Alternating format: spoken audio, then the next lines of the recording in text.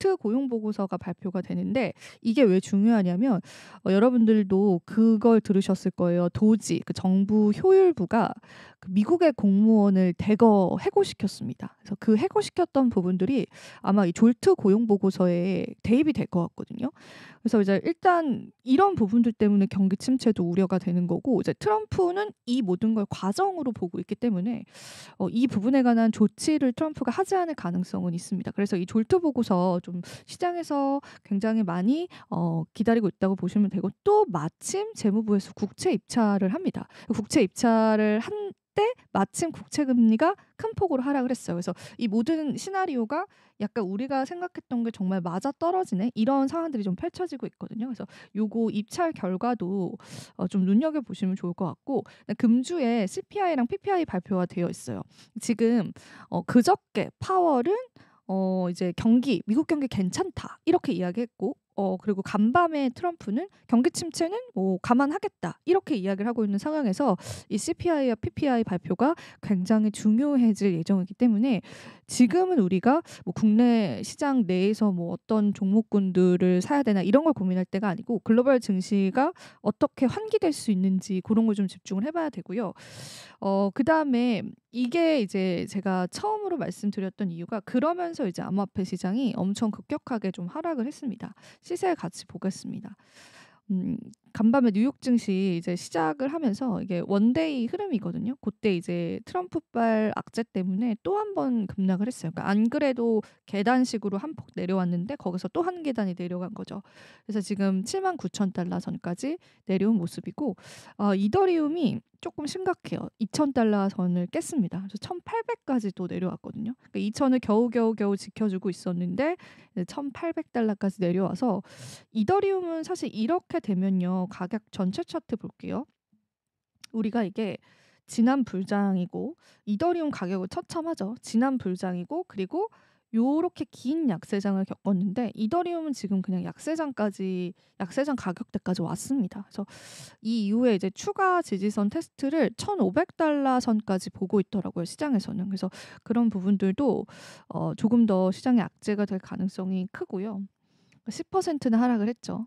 정말 이제 이더리움은 이제 가격적으로는 정말 이제 안 좋은 수익률을 기록을 하고 있습니다. XRP도 7% 하락을 했고 솔라나 코인도 6% 하락을 했습니다. 뭐 카르다노, 에이다, 도지코인 요런 것들도 하락폭이 굉장히 컸기 때문에 뭐 시장에서 전반적인 시장의 마켓캡은 4%또 하락했다고 보시면 되고 오피셜 트럼프 보겠습니다. 요게 이제 10달러를 거의 이제 겨우 유지해 주고 있는 상황이라 10달러 아래선까지 좀 떨어질 가능성들도 염두를 해 주시면 좋겠습니다. 그래서 오늘 이제 이 속보만 잠깐 보시면요. 제가 말씀드린 것처럼 의도적으로 증시를 폭락시켰다. 요런 이야기가 나왔는데 이제 금리 인하를 압박하기 위해서 의도적으로 증시를 폭락시켰다라는 분석이 나왔습니다.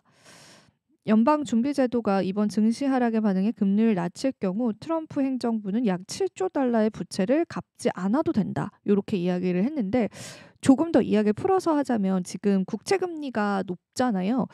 그리고 지금 기준금리도 굉장히 높고요. 미국 내에서. 근데 이제 만약에 트럼프가 이렇게 해서 금리 인하를 할 경우에 사실 금리가 우리가 국채라는 거 그 부채 자체도 큰데요. 그 부채를 빌렸기 때문에 끌어다 썼기 때문에 거기에 대한 이자도 되게 크거든요. 그러니까 우리가 부동산 투자나 부동산 살 때 이제 기준금리가 높으면은 서민들이 부담인 게 부동산 대출을 할 때 금리가 높아지잖아요. 부채도 마찬가지예요. 그 부채도 그 이자가 엄청 큽니다. 이자의 상승률도 크고. 근데 이제 이자를 낮춰주면 이 부채에 관한 이자율도 낮아지는 거예요. 그래서 그때 있는 경제적 효과들이 좀 있거든요. 그래서 그런 것들을 염두에 두지 않았나 그런 분석이 좀 나와주고 있고요. 그리고 10년 만기 국채 수익률이 낮아져서 채권 가격이 높아진 거죠. 채권 시장에 더 유리한 환경이 만들어졌고요. 트럼프의 전략이 먹혀 들어가고 있다는 뜻이라고 전했습니다. 그래서 이런 트럼프의 의도 때문에 전 세계 증시가 현재 비명을 지르고 있다. 그런 상황이다. 그렇게 여러분들이 좀 시장을 보시면 좋을 것 같습니다.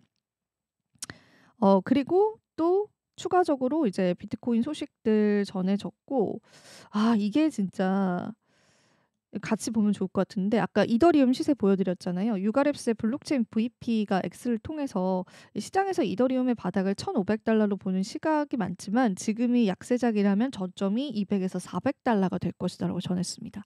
엄청나게 낮은 수치죠. 진짜 완전 좀 초기 지나서 약간 중기 가격? 근데 지금이 약세장 끝이라면 다행이지만 비트코인과 다르게 이더리움은 바닷가를 1,500달러로 보는 건 말도 안 된다. 개인적으로 지금도 강세장이 유지될 거라고 보고 있다. 내 경우 이더리움이 결국 하락하는 경우에도 강세 관점을 유지할 수 있는 포지션을 가지고 있자면 그렇지 않다면 일부 매도하는 것을 권장한다. 이렇게 이야기를 하고 있습니다. 이더리움이 좀 낙폭이 컸기 때문에 또 이런 다양한 이더리움 이야기들이 좀 나오게 된 것 같다고 보시면 되고요. 그리고 이제 도지코인은 투심이 이제 최악이라고 합니다. 마르티네즈가 도지코인의 심리가 1년 만에 가장 부정적인 상황이 됐고 도지코인은 지금껏 이런 극심한 공포 이후에 상승했던 경우들이 많았기 때문에요. 지금이 도지의 고점일 수 있다. 매수 시점일 수 있다. 고점이 아니라 그런 이야기를 좀 하고 있습니다.